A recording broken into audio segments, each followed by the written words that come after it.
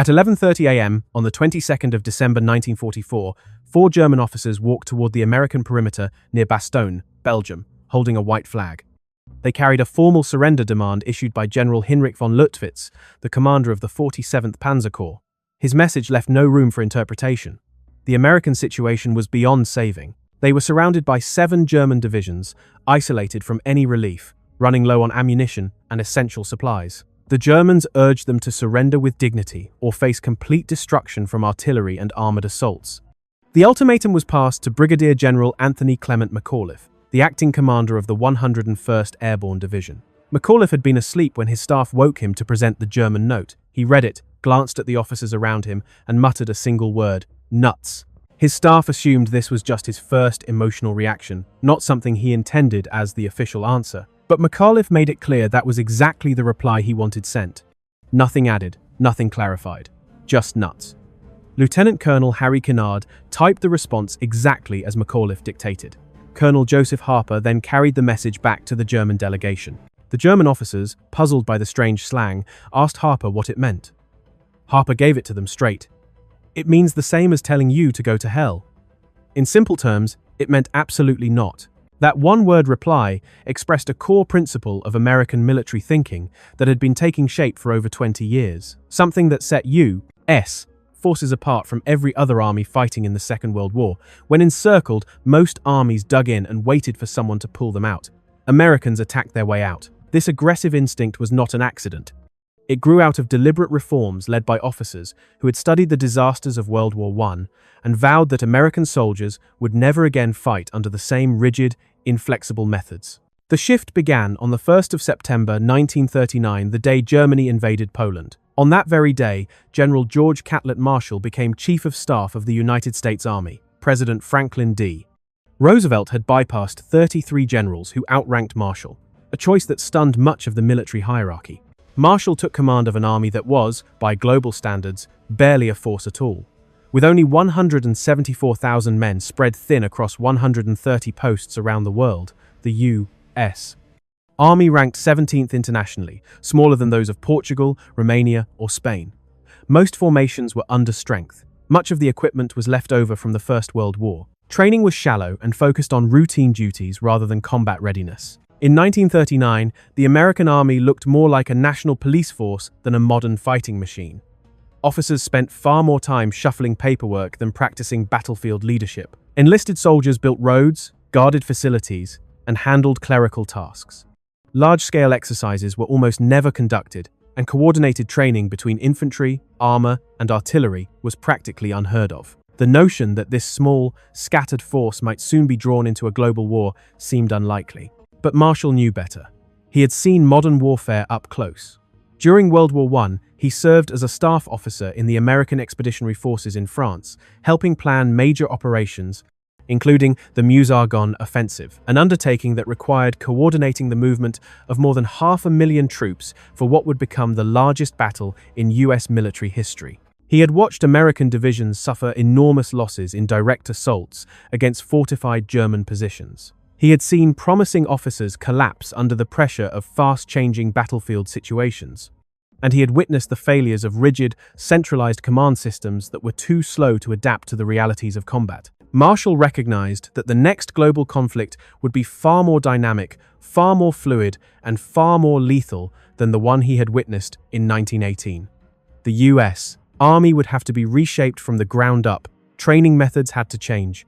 Doctrine needed to push officers toward flexibility, initiative, and bold, decisive action, rather than slavish obedience to plans that would fall apart the moment real combat began. The groundwork for this new way of thinking had actually been set years earlier at Fort Benning, Georgia. From November 1927 until June 1932, Marshall served as the assistant commandant of the infantry school there, and during those 4.5 years, he completely transformed how the army prepared its future leaders. Around 200 officers who would later rise to general rank passed through Fort Benning during his tenure. Men like Omar Bradley, Joseph Stilwell, Matthew Ridgway, and Walter Bedell Smith. Marshall's methods were considered almost revolutionary for that era. He dismantled the overly elaborate tactical scenarios that had dominated military education and replaced them with straightforward, realistic exercises designed to force fast decisions based on fragmentary information. He reminded instructors constantly that their job was not to fill young officers' heads with fixed answers, but to teach them how to think under pressure. In war, he emphasized, information is always incomplete, time is always short, and conditions are never ideal. Leaders had to be conditioned to act in spite of uncertainty. At that time, most military schooling stressed adherence to procedure, waiting for orders, following established steps, and deferring initiative to higher headquarters. Marshall pushed in the opposite direction. He wanted officers who could seize the moment, evaluate the battlefield on their own, and act without waiting for explicit instructions. His belief was simple. It was better to choose a course of action quickly and carry it out with determination than to hesitate while looking for the perfect situation that would never exist. Offense lay at the heart of his tactical outlook. He taught that the strongest form of defense was to hit back immediately. If a unit came under attack, its first instinct, he argued, should be to counterattack without delay. No waiting to gather every detail of the situation, no waiting for reinforcements, no waiting for permission from above, just identify the enemy, pin them in place with fire, and strike before they recovered from their initial assault. This focus on immediate response was rooted in Marshall's study of World War I. He had seen firsthand that German forces were most exposed in the moments right after they launched an attack, when they were scattered, running low on ammunition, and unsure of American positions. If US troops counterattacked at once, they could often regain lost ground before the Germans reorganized. But if they paused, even briefly, the Germans would reinforce, dig in, and emplace their machine guns, turning what could have been a quick retaking of a position into a long, bloody, uphill battle. Marshall also noted that many American officers in 1918 had not failed because they lacked bravery or technical understanding, but because they struggled to make decisions quickly amid chaos. Leaders taught to follow carefully prepared procedures and await instructions simply froze when communications broke down or when the battlefield shifted faster than orders could move. To fix this, Marshall completely redesigned the instructional approach at Fort Benning. He discarded the traditional system of providing students with detailed scenarios and giving them days to work out polished solutions. Instead, he gave them sparse information, imposed strict time limits, and judged them on how swiftly they could reach decisions and communicate clear, simple orders. One of Marshall's hallmark innovations was what became known as the tactical walk. Officers were marched into the field with no prior briefing on what they would face. At random intervals, an instructor would stop the group and announce, "Your unit is positioned here. Enemy forces are believed to be over there. What do you do?" The officer being tested then had roughly 5 minutes to study the ground, choose a course of action, and give verbal orders to an imagined unit. After that, the group moved on until the next scenario was presented. The entire purpose of these exercises was to recreate the uncertainty and intense time pressure of real combat. There was no opportunity to draft long, polished written orders. Officers were forced to think on their feet, decide quickly, and articulate instructions clearly while under stress. The core message was unmistakable. In battle, a good decision made immediately is far more valuable than a flawless decision delivered too late. Marshall also overhauled how officers were graded. Traditional military schooling rewarded those who could memorize regulations, quote, field manuals, and perform procedures by the book. Marshall shifted the emphasis completely. High marks went to the students who demonstrated solid judgment under pressure, who could improvise intelligently, and who showed the ability to lead even if they were not flawless at reciting doctrine. This pivot from rote procedural knowledge to practical, intuitive judgment was a profound change. It trained officers not just to follow instructions, but to solve problems independently. It meant that junior leaders were expected to think for themselves and take initiative, rather than execute orders literally and mechanically. The effects of Marshall's reforms did not stop at Fort Benning. The officers he trained went on to teach at other institutions, run training centers, and command units. They carried Marshall's principles with them, disseminating his approach throughout the army. By the late 1932nd, officer training across the service had shifted decisively toward encouraging initiative, fast decision-making, and offensive-minded leadership. Marshall also transformed the Army's general training methods. He cut down the long classroom lectures and replaced them with hands-on field work. Officers spent the bulk of their time outdoors, wrestling with tactical scenarios under strict time limits and with minimal resources. Marshall wanted training to mirror the stress and uncertainty of actual combat, so that when war came, officers would already be accustomed to functioning under pressure. The full impact of what Marshall had built at Fort Benning would not become clear until the Second World War, when the men he had taught rose to command divisions, corps, and armies in the field. But the ideas he established there formed the backbone of American tactical doctrine. When Marshall assumed the role of Chief of Staff in 1939, he immediately set out to spread these principles throughout the entire army. He knew that the United States would eventually be pulled into the conflict in Europe, and he understood painfully well that the army was nowhere near ready. Creating a capable fighting force meant far more than purchasing weapons or drafting millions of men. It required reshaping the army's entire mindset. His first task was to identify and elevate officers who embraced his vision of fast-moving, aggressive warfare.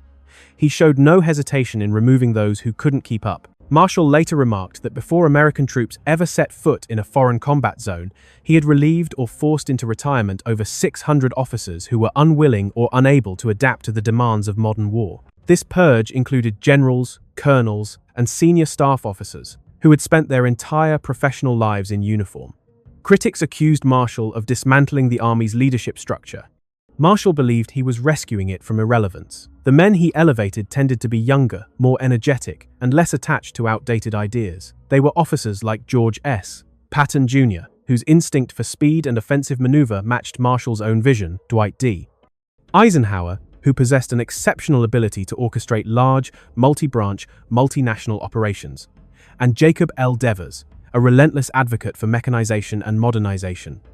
These were the leaders who would later put Marshall's doctrine of fast, aggressive, mobile warfare into practice. Marshall's next major focus was training.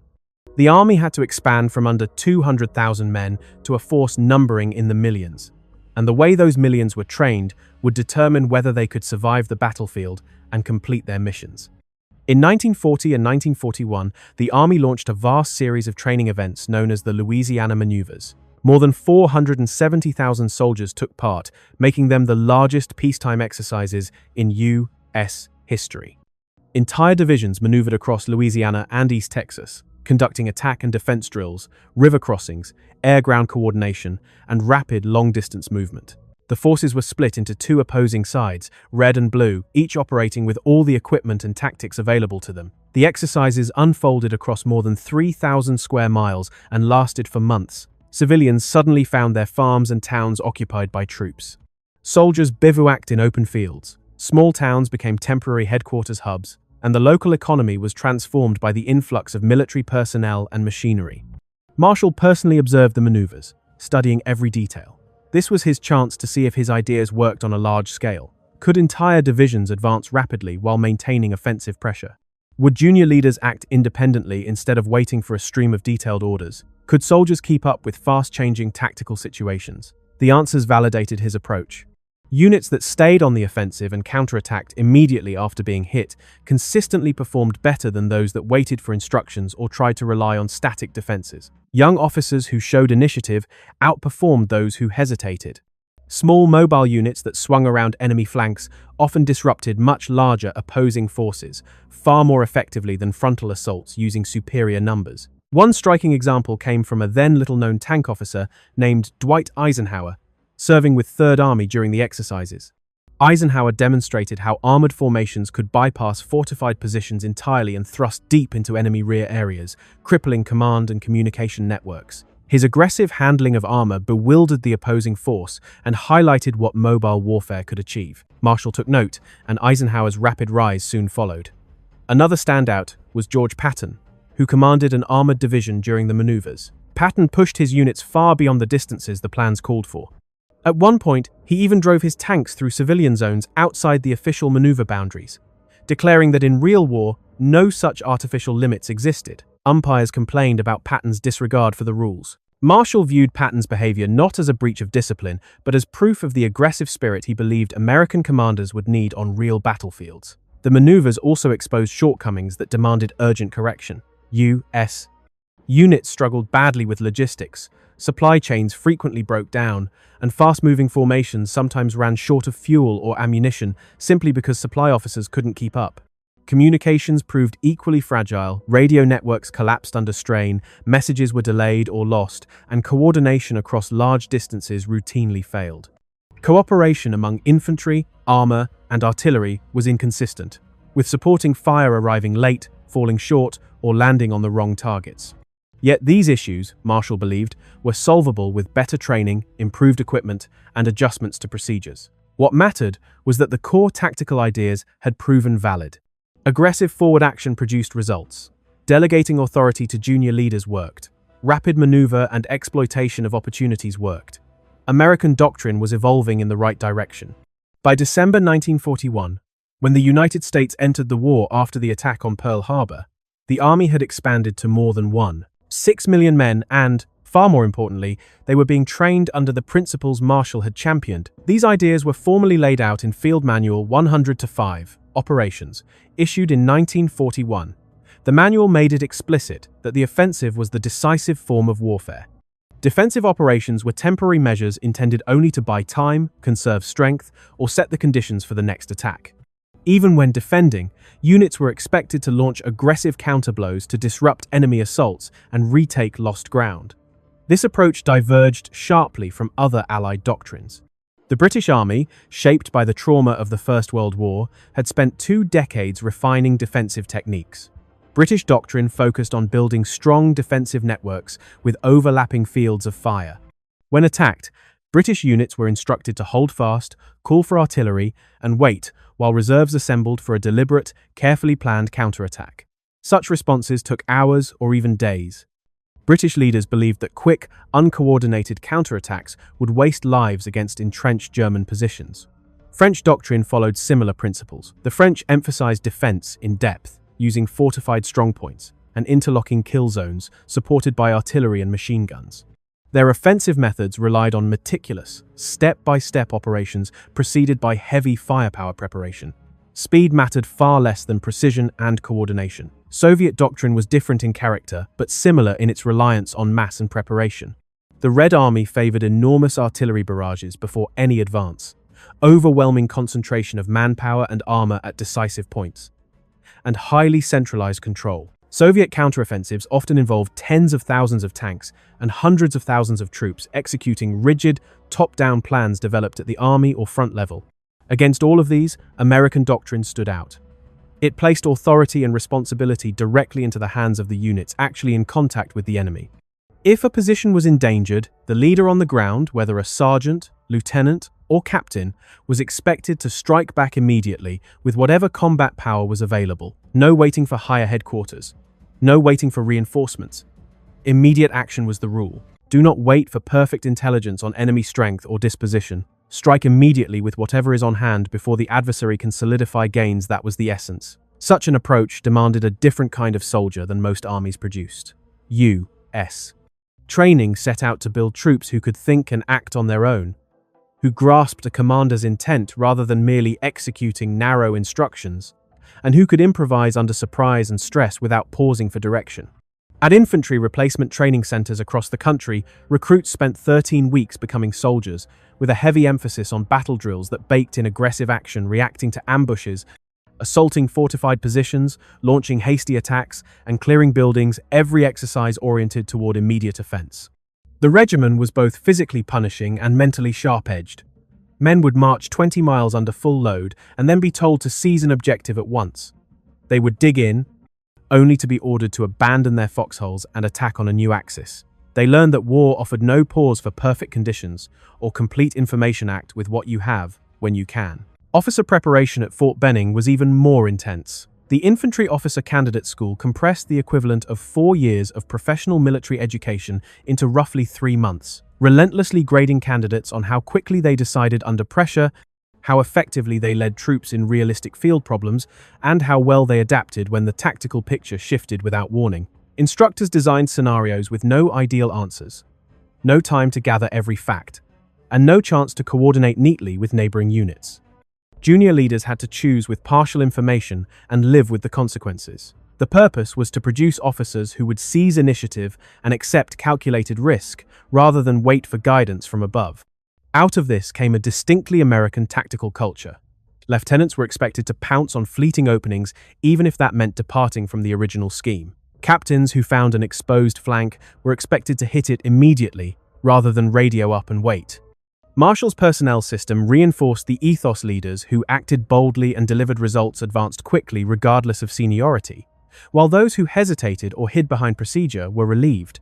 The first true proving ground for the doctrine arrived in North Africa in February 1943 at Kasserine Pass, the initial major clash between American and German forces. On February 14, German armor under Field Marshal Erwin Rommel smashed into U.S. positions in Tunisia, achieving complete surprise. Inexperienced American units were scattered and pushed back roughly 50 miles. By February 20, the outlook was grim. More than 6,000 American casualties, including about 3,000 missing or captured, heavy equipment losses, and frayed cohesion in multiple sectors. British commanders expected a pullback to regroup and stage a deliberate counter-offensive time to diagnose failures, reconstitute units, and wait for replacements and resupply exactly the response their own doctrine prescribed after such a blow. Instead of pausing to rebuild and carefully plan a new operation to avoid repeating mistakes, the Americans did the opposite. Within a single day of the worst fighting, artillery units that had fallen back in confusion were already firing again in support of improvised infantry counterblows. Tank crews refueled, rearmed, and prepared to re-engage. Infantry regiments that had been scattered only hours earlier were reorganizing and marching back toward the front. By February 22, barely 3 days after the height of the German assault, American counterattacks had halted the enemy's advance. By February 24, US forces had regained every mile of ground they had lost. The Germans withdrew, having failed to achieve their operational aims. British commanders were torn between admiration and alarm, impressed by how quickly the Americans bounced back and went on the offensive, yet troubled by what looked like rash attacks launched without proper coordination. According to British doctrine, recovering from a defeat like Kasserine Pass should take weeks. The Americans took days. General Harold Alexander, the British officer placed in overall command after the battle, attempted to slow the Americans down. He urged them to wait, retrain, and engage in more deliberate, methodical operations. But American leaders pushed back. General George Patton, who assumed command of II Corps after Kasserine, told his officers that the surest way to recover from a beating was to attack at once. Force the enemy to worry about your next move rather than the other way around. Within a month, U.S. forces won the Battle of El Ghouta, their first unmistakable tactical victory over the Wehrmacht. The aggressive doctrine was proving itself. By June 1944, when Allied forces stormed the beaches of Normandy, American tactical thinking had been sharpened through hard experience in North Africa, Sicily, and Italy. Junior leaders were conditioned to act independently. Troops understood that the immediate counterattack was instinctive, not optional. The offensive mindset was ingrained throughout the force. All of this leads to December 1944 and the German offensive in the Ardennes. At 0530 on December 16, German forces unleashed the largest attack they would ever launch in the West. 30 divisions, roughly 250,000 men, close to 1,000 tanks and assault guns. They achieved complete tactical surprise along an 85-mile stretch of forested terrain in Belgium and Luxembourg. Weather conditions heavily favored them: snowstorms, sub-zero temperatures, and thick fog that grounded Allied air power. German armored units raced through thin American defenses. Some U.S. formations broke and fell back. Others were encircled and destroyed. Within 2 days, the Germans had driven a 50-mile wedge into the Allied line. The situation appeared disastrous. American units were in disarray and retreating. German spearheads were thrusting toward the Meuse River and the critical port of Antwerp. If they reached Antwerp, the Allied armies would be split in half, potentially forcing a negotiated settlement that would give Germany the breathing room to continue the war. But the Germans encountered 3 developments they had not anticipated. The first was the reaction of small American units scattered throughout the Ardennes. At crossroads, villages, and forest tracks, U.S. troops who had been bypassed, isolated, or cut off did not surrender or fall back. They counterattacked. These small, improvised blows gained precious time. Every hour they stalled the German advance allowed more American reinforcements to reach the front. Each counterattack forced German columns to stop, deploy from road march into combat formation, and fight, slowing them even more.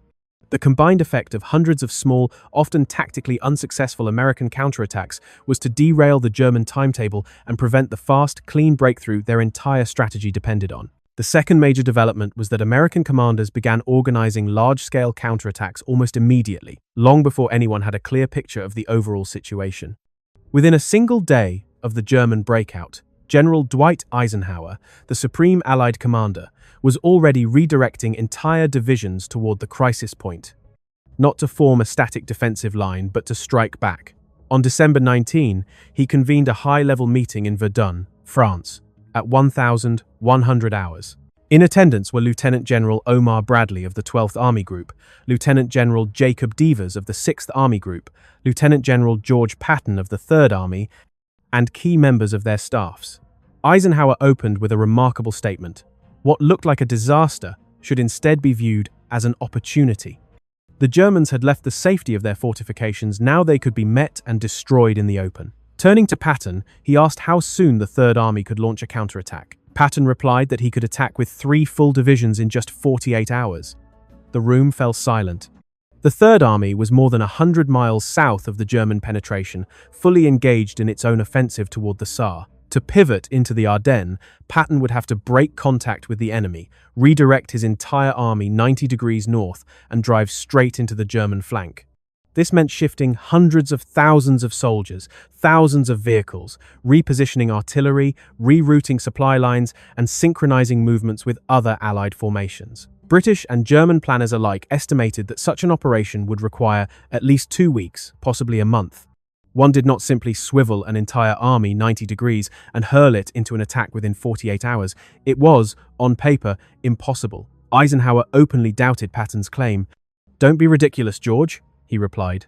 He then ordered Patton to counterattack on December 22, with 3 divisions, granting him 72 hours instead of 48. What Eisenhower did not realize was that Patton had already anticipated being asked to pivot north. Before leaving for the meeting, he had directed his staff to prepare 3 separate contingency plans, codenamed Nickel, Dime, and Cent, each outlining a different axis of advance into the Ardennes.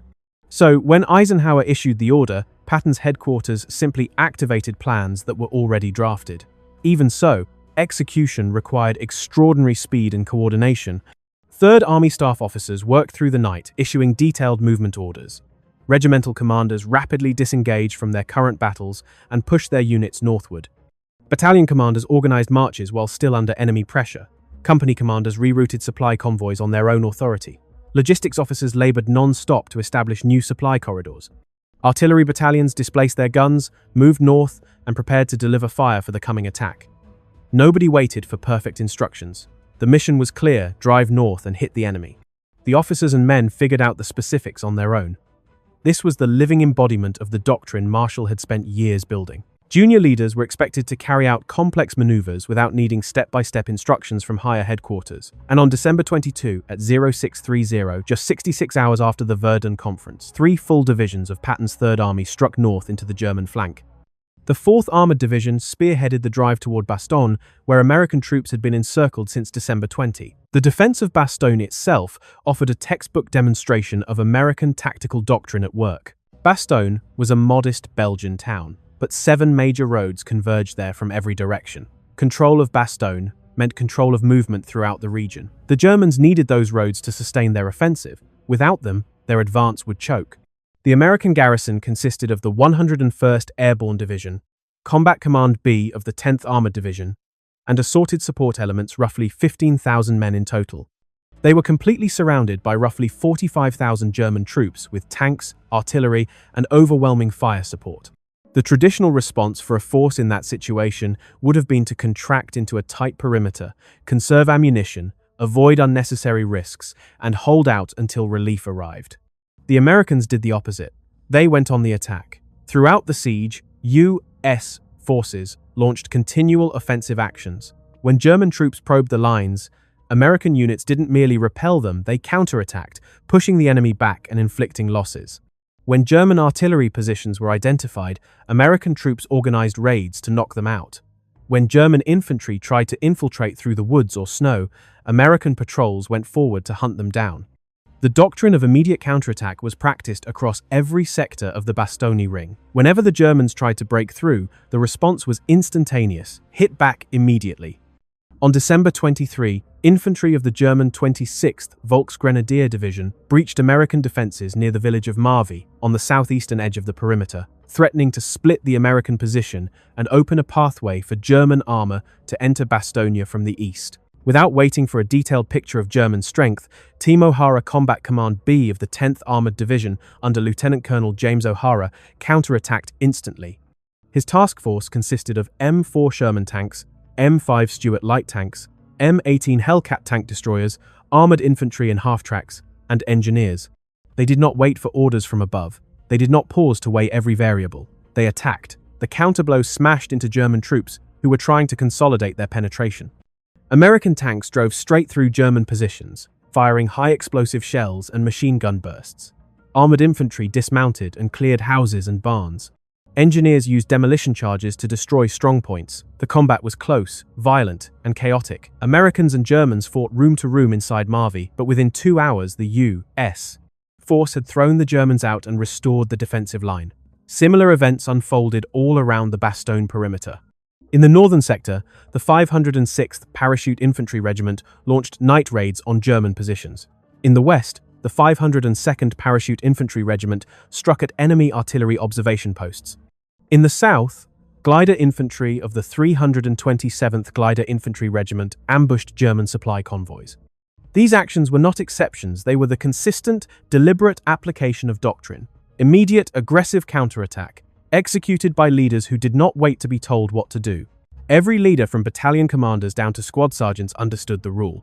Whenever the Germans struck, the answer was an immediate counterattack. This constant pressure kept German units off balance and prevented them from concentrating overwhelming force at any single point on the perimeter. The defenders also relied heavily on artillery, which was used with remarkable boldness. American artillery doctrine prioritized rapid massing of fire and quick shifts between targets. If German troops were seen gathering for an attack, U.S. guns would blanket them with shells before they could launch it. When enemy infantry closed on American positions, the artillery would fire directly in front of friendly lines so close that fragments occasionally wounded U.S. soldiers. This was considered acceptable, better a few accidental casualties than a breakthrough by German infantry. The 969th Field Artillery Battalion, an African-American unit, was especially vital during the siege. It fired over 10,000 rounds, often at extreme danger-close distances. Battery commanders frequently chose their own targets and fire missions without waiting for higher approval. This decentralized approach let them respond instantly to calls for help from infantrymen under fire. American tanks also operated aggressively. Instead of sitting in static defensive positions waiting for German armor, U.S. tank commanders patrolled aggressively, fired at long range, and shifted positions constantly so the enemy could never determine where the American armor truly was. This mobile, fluid defense was far more effective than staying still, even though it consumed more fuel and placed heavy wear on vehicles. All of this worked because American troops at every level had been trained to think offensively. A private manning a machine gun didn't simply guard his sector, he searched for targets and chances to hit German troops. A squad sergeant didn't just hold a position, he led patrols to raid enemy outposts. A platoon leader didn't wait passively for instructions, he evaluated the situation and acted based on the broader intent of his commander. This entire tactical mindset was the product of an army that had spent years training its soldiers to use initiative. From basic training to advanced instruction to unit-level rehearsals, American soldiers were taught that they were expected to act, not merely obey. When conditions changed, they were to adjust on their own. When opportunities arose, they were to attack without seeking permission. This wasn't exceptional behavior, it was the standard way of operating throughout the Bastogne defense. Every German thrust was met by an American counterblow. The Germans assumed that the encircled Americans would sit tight, conserve ammunition, and fight passively until relieved. Instead, they ran into a garrison that attacked relentlessly, disrupting every German effort to assemble a decisive strike. So when the German surrender ultimatum arrived on December 22, the American reply was completely in character. General McAuliffe's famous one-word answer, nuts, perfectly reflected the aggressive, uncompromising spirit of the troops defending Bastogne. They weren't thinking about surrender. They weren't even thinking about survival. Their focus was simple: find Germans and kill them. The siege finally broke on December 26, when elements of the 4th Armored Division spearheading Patton's drive fought their way into Bastogne.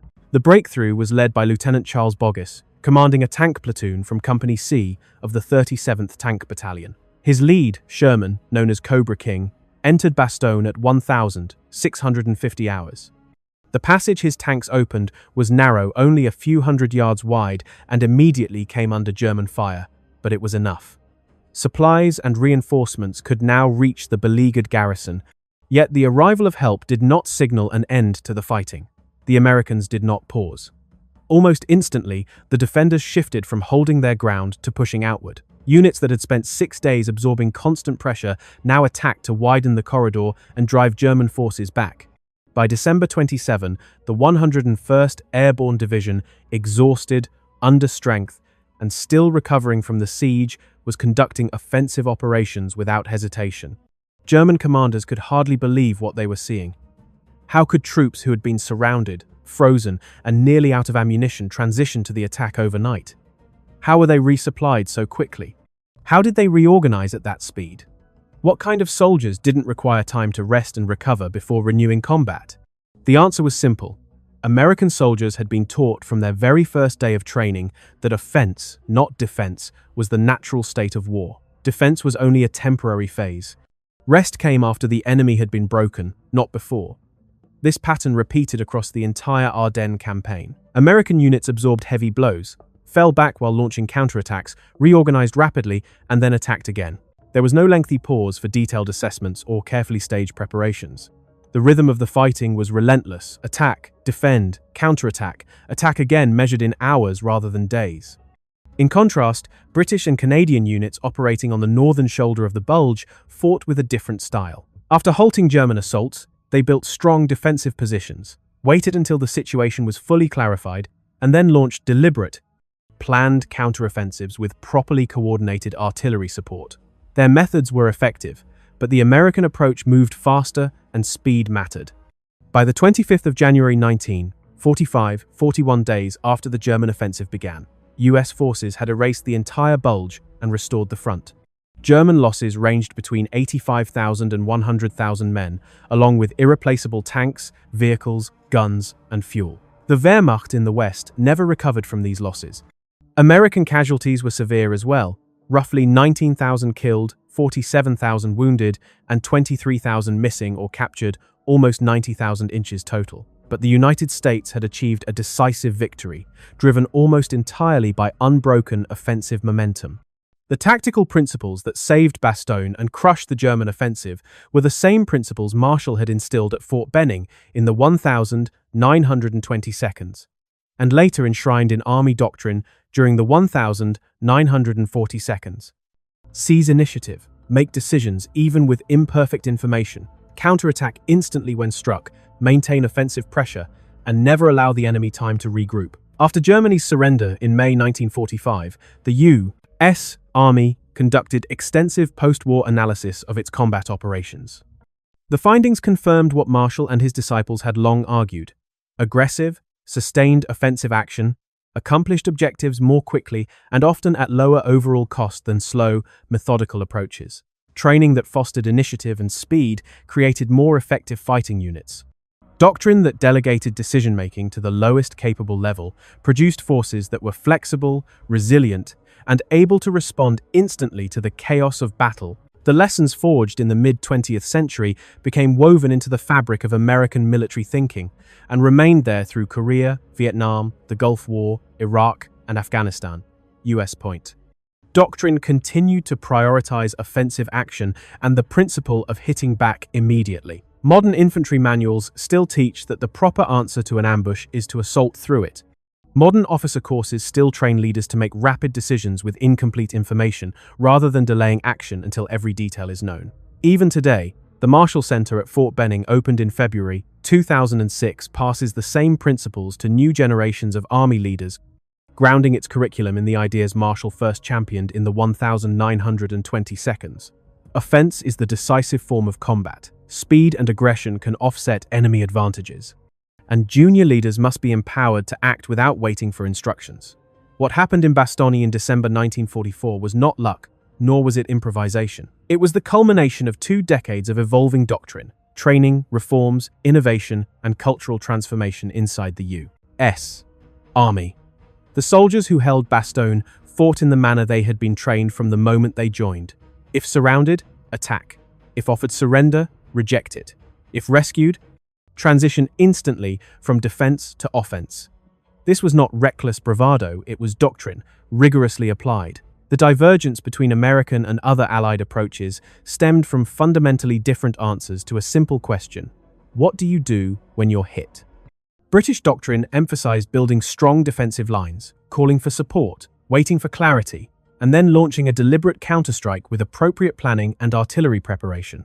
Soviet doctrine focused on mass assembling overwhelming force, coordinating closely with higher headquarters, opening with tremendous artillery barrages, and then attacking with numerical superiority. American doctrine took a different view. Strike back at once with whatever you have on hand before the enemy can solidify gains.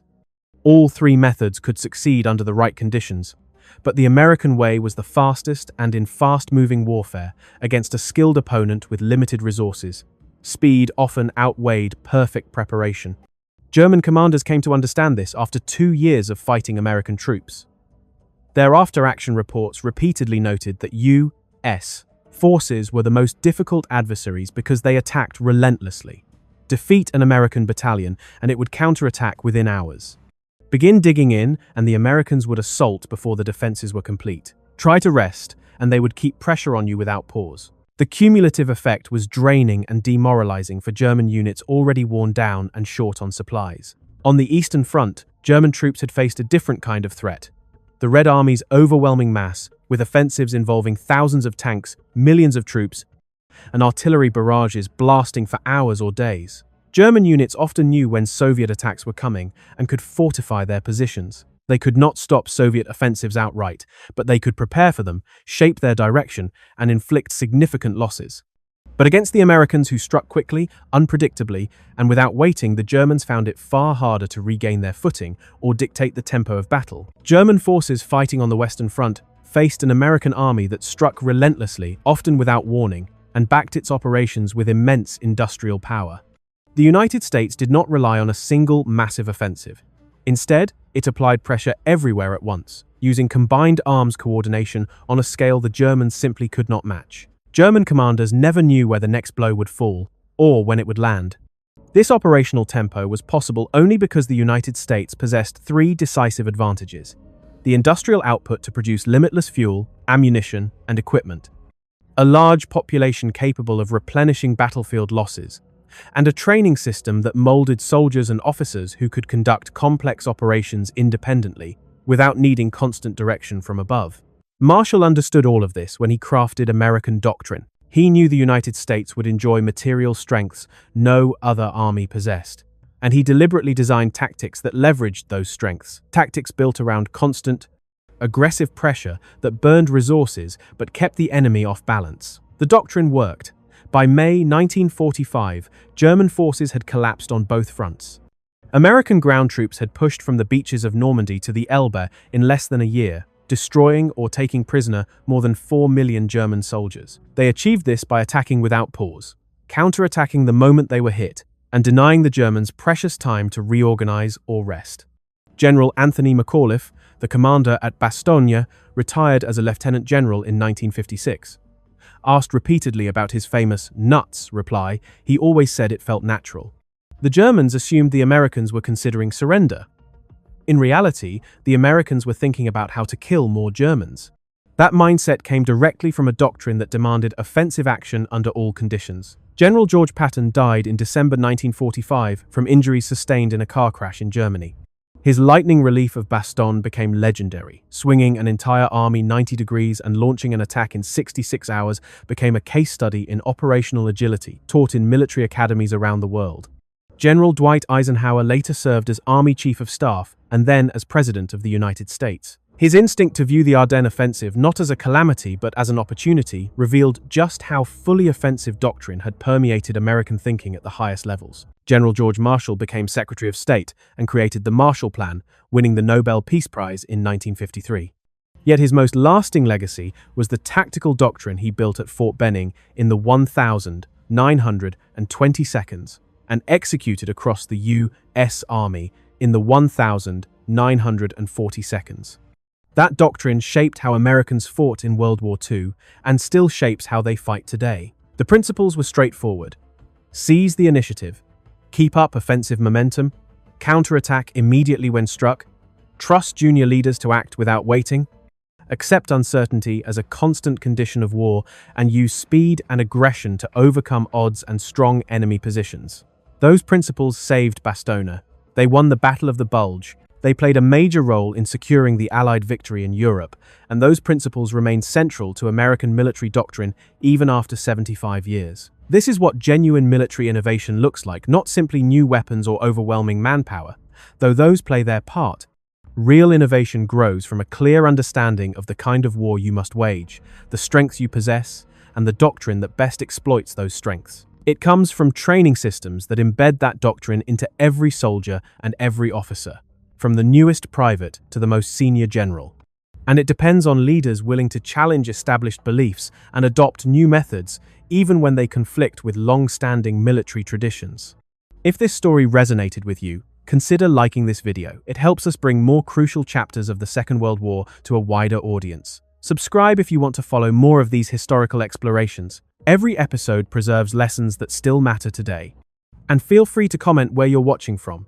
Our community spans countries, cultures, and generations, united by a shared determination to understand how the past continues to shape our world.